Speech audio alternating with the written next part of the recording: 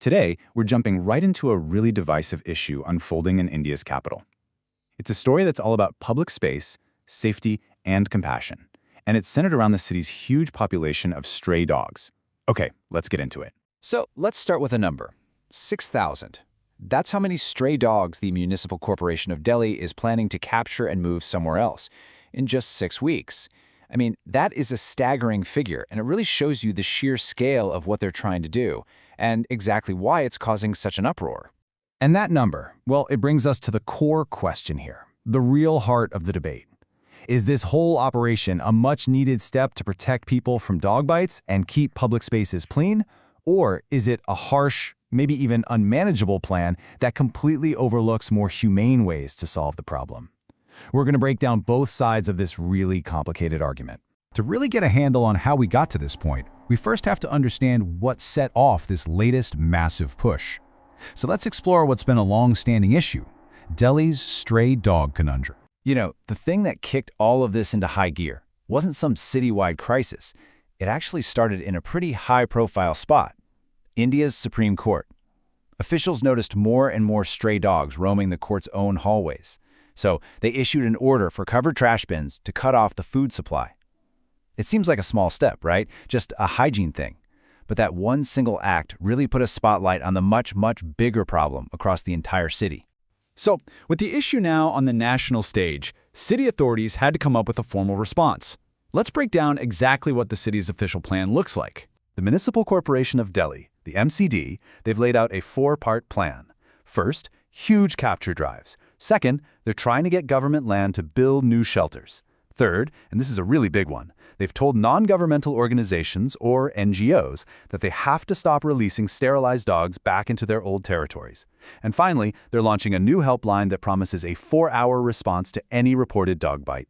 And look, this isn't just a plan sitting on some desk. It is already happening. For instance, right before Independence Day, there was a massive drive that captured around 700 dogs near the famous Red Fort. They're rolling this out in phases, starting in places like Shahdara, and that new rapid response helpline, it's about to go live any day now. Now, as you can probably imagine, a plan of this size, moving this fast, it hasn't exactly been met with cheers from everyone. In fact, it has split public opinion right down the middle. And what you have now is a community that is deeply divided on how to move forward. So on one side, you have a part of the community that's actually stepping up to work with the authorities. We're talking about 30 or so volunteers who have offered to help the MCD. They're doing critical things like providing food, helping to spot dogs that might be aggressive, and making sure the animals are transported humanely to animal birth control centers, or ABC centers. But then you have the other side, and the opposition has been loud and passionate.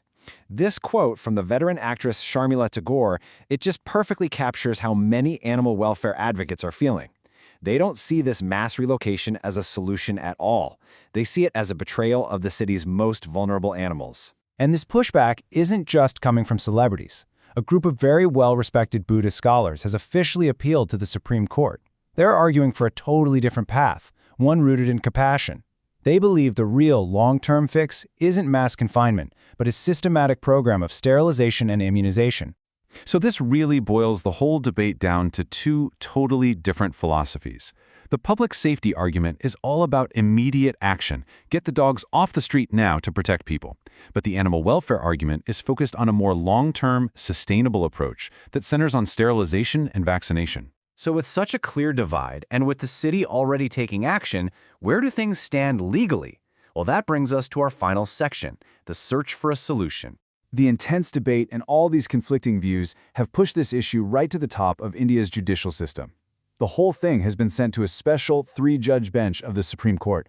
That tells you just how serious the legal and ethical questions are here, and it means the final fate of this plan is still very much up in the air. Okay, so let's quickly connect all the dots.